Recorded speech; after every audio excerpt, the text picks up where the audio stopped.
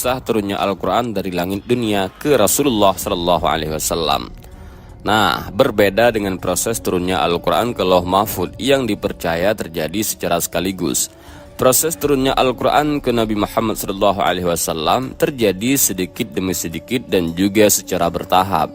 Ayat yang turun juga tidak berturut-turut dari surat Al-Fatihah sampai surat An-Nas, melainkan disesuaikan dengan situasi dan kondisi di dunia.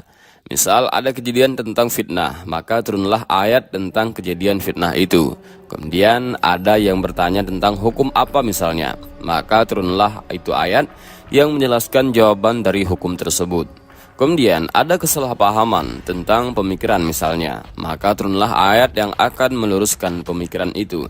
Intinya, ayat-ayat Al-Quran ini diturunkan ke Nabi Muhammad SAW disesuaikan dengan kebutuhan dan situasi pada saat itu.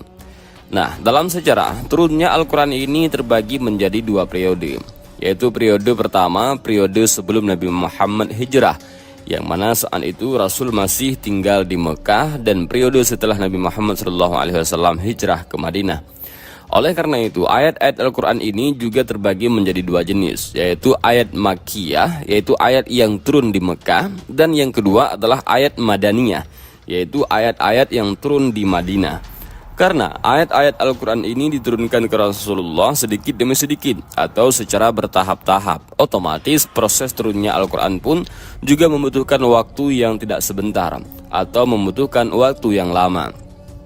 Dimana jika di total rentang waktu dari ayat yang pertama turun sampai ayat terakhir turun, proses ini membutuhkan waktu selama 22 tahun, 2 bulan, dan 22 hari. Dan ini sangat panjang.